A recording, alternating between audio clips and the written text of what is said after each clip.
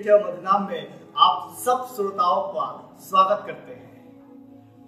मैं धन्यवाद देता हूँ ब्लेसिंग्स ऑफ गॉड का, जिन्होंने मुझे ये अवसर दिया है ताकि इस चैनल पे मैं इस उपवास के दिनों में आपसे बातें कर सकूं। बीते दिनों ईश्वर ने मुझे बहुत आशीष दिया। प्रभु यीशु मसीह के अनुग्रह से मैं बचा रहा, इसलिए प्रभु यीशु मसीह का धन्यवाद करता हूँ। मैं विश्वास करता हूँ जब आप उपवास के बारे में सीखने के लिए हैं, उपवास कर रहे हैं, विश्वास करिएगा ये उपवास के दिन आपके लिए आशीषों से भरा होगा, बरकतों से भरा होगा। जब उपवास की बात आती है तो सबसे पहले मेरे ख्याल में आता है निनवे नगर के उपवास के बारे में आता है, जो बहुत अत्याचारी थे, बहुत गुनाह था, परमेश्वर उनको नाश करना चाहता था। पर मैं प्रभु का धन्यवाद करता हूँ कि उन लोगों के जीवन में परमेश्वर ने कार्य किया, योना को भेजा और योना ने वहां पे प्रचार किया। तो वहां के लोगों ने उपवास किया और परमेश्वर के समीप आए और परमेश्वर से प्रार्थना किए और परमेश्वर ने उन पर अनुग्रह किया। मैं विश्वास करता हूँ शायद आपके हालात सही नहीं है, शायद आपकी मुश्किलें बहुत बड़ी है। मैं उम्मीद दिलाना चाहता हूँ जब इन दिनों में उपवास के दिनों में चलेंगे, आप उपवास में परमेश्वर से संगति रखेंगे, परमेश्वर के समीप बैठेंगे, तब परमेश्वर आपको आशीष देगा। परमेश्वर का वादा है कि वो न कभी छोड़ेगा न कभी त्यागेगा। पर परमेश्वर के समीप आइए हम और आप मिलकर आराधना करें। जैसे योएल नबी किताब उसका 2 अध्याय उसके 12 से 14 पद में जब हम पढ़ते हैं, इस प्रकार लिखा है, तो भी यहोवा की यह बाणी है। किसकी बाणी है? परमेश्वर के, स्वर्ग और पृथ्वी के राजा का वचन है, जो आज हमारे और आपके लिए इन उपवास के दिनों लिखा है। अभी सुनो, आपके पास समय है, सुनो। उपवास के साथ रोते पीटते और अपने पूरे मन से फिरकर मेरे पास आओ। आप उपवास तो करते हैं, भूखे रहते हैं, पर मैं आपको विश्वास दिलाना चाहता हूँ आपका भूखा रहना उपवास नहीं होता है, पर परमेश्वर के समीप जाना, परमेश्वर से बातें करना, परमेश्वर से प्रार्थना करना ही उचित उपवास है। आइए हम और आप अपने पापों के लिए, अपने गुनाहों के लिए रो रो के प्रभु से प्रार्थना करें और कहे, प्रभु इन उपवास के दिनों में मुझ पर अनुग्रह कर, मेरे गुनाहों से, मेरे पापों से मुझे नजात दे। आइए, जब लिखा है, परमेश्वर का वचन बता रहा है कि परमेश्वर के पास रोते पिटते हुए फिर कर परमेश्वर के समीप आओ। जब आप परमेश्वर के पास आएंगे ना, विश्वास करिएगा परमेश्वर आपके गुनाहों को धोकर आपको शुद्ध कर देगा। और आगे लिखा है, अपने वस्त्र नहीं मतलब दिखावा नहीं कि मैं दिखावा मैं ये कर लेता हूँ, मैं उपवास कर लेता हूँ, मैं ये प्रार्थना कर लेता हूँ, ये दिखावा नहीं, वस्त्र को नहीं, परंतु मन ही को फाड़ कर आओ। अपने मन में जो गंदगी भरी है ना, भाई बताती है कि सबसे अधिक जो धोखा देता है वो आपका मन है। जो मन है सारी बुराइयों का जड़ है, जो वही से निकलता है। आइए हम और आप जब परमेश्वर के समीप आ रहे हैं, जब परमेश्वर के साथ बैठ रहे हैं, अपने मन को फाड़ कर आए अपने परमेश्वर के पास। जब ये उपवास चल रहा है तो हम और आप अपने मन को फाड़ें, क्योंकि वो परमेश्वर है, अनुग्रहकारी है, दयालु है, विलंब से क्रोध करने वाला है।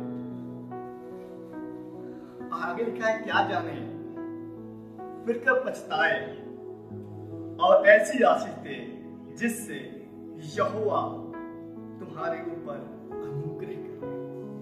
जब उपवास कर रहे हैं आप, सिर्फ अन्न का उपवास ना करें, पर अपनी बुरी चीजों का भी त्याग करना शुरू कर दीजिए, गंदी बातों का भी त्याग करना शुरू कर दीजिए, प्रभु के साथ संगति बनाना शुरू कर दीजिए, प्रभु के साथ बैठना शुरू कर दीजिए, प्रभु से प्रार्थना करना शुरू कर दीजिए।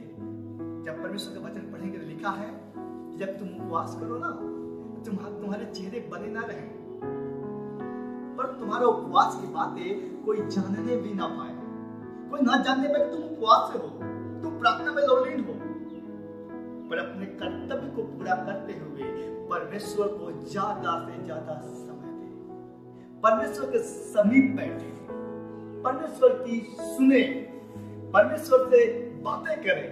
और देखिएगा इन उपवास के दिनों में आप परमेश्वर के आत्मा से भरते चले जाएंगे, परमेश्वर की सामर्थ्य से भरते चले जाएंगे। वो स्वर्ग का राजा आपको अपना अनुग्रह भरी हाथों को बढ़ाकर आशीष देगा। एक और वचन पढ़ेंगे, जब हम उपवास करते हैं, जब प्रार्थना करते हैं, तमाम चीजों के लिए करते हैं। पुराने में भी बहुत से लोग बहुत सी चीजों के बारे में उपवास किया, पर उपवास से दो तरह के फायदे हैं, एक शारीरिक और दूसरा आत्मिक।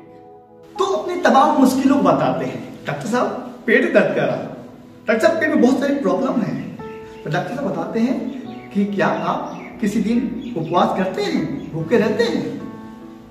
जब आप हफ्ते में एक दिन अपने शरीर को रेस्ट देंगे तो ये आपके शरीर की जो सारे तमाम पुर्जे हैं वो कार्य करना शुरू कर देंगे।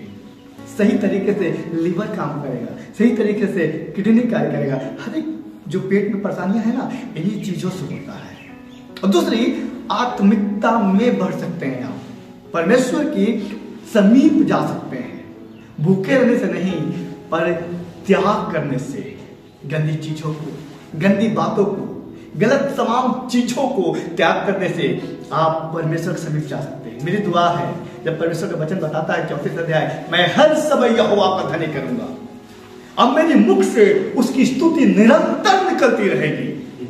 मैं चाहे जिस हालात में रहूं, जैसे भी रहूं, पर मैं अपने परमेश्वर को धन्य कहा करूंगा। कोई काम करूंगा तो भी धन्य करूंगा, जब ड्यूटी पे जाऊंगा तो भी धन्य करूंगा, जब अपने घर में एकांत में बैठा रहूंगा तब अपने हाथों उठाता रहूंगा, प्रभु तेरा नाम धन्य है, प्रभु तू धन्य है, तू धन्य है मेरे परमेश्वर।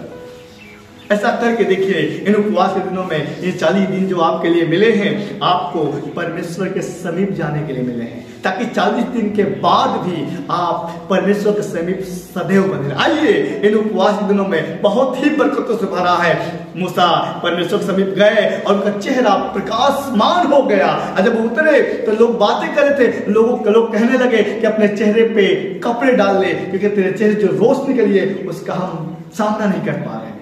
जब आप समीप बैठेंगे परमेश्वर के, आपके चेहरे से भी रोशनी निकलेगी। परमेश्वर आपको आशीष देगा। जरूरत है हम और आप अपने मन को फाड़ के परमेश्वर के आए, अपने जीवन को परमेश्वर पर समर्पित कर दें और कहें, परमेश्वर ये आपके सामने ग्रहण योग्य, परमेश्वर ये आपको भाने वाला हो सके। विश्वास करिएगा, ये उपवास का दिन आपके लिए बरकत से भरा हो। God bless you. प्रभु आप सबको आशीष दे। आइए हम प्रार्थना करेंगे छोटी सी। प्रभु दुआ करते हैं, इन सुनने वालों को बहुत सारे आशीष दीजिए, ताकि ये जब उपवास के दिनों में हैं तो आपके आशीष से भरे जाए, आपके आत्मा से भर जाए और आपके साथ संगति करना शुरू कर दें, आपके वचन को पढ़ना शुरू कर दे, आपके साथ बैठना शुरू कर दे। मेरी दुआ है प्रभु यीशु मसीह, जितने लोग सुन रहे हैं सबको बहुत सारे आशीष दे, अपने आत्मा को भर कर भेज कर उन्हें अपनी आत्मिकता में बढ़ाइए, खुदावंद यीशु मसीह के नाम से, आमीन। जय मसीह की। प्रभु आप सबको आशीष दे। मैं विश्वास करता हूँ आपको आशीष मिला। अगर आशीष मिला है तो शेयर करना, सब्सक्राइब करना ना भूले। God bless you.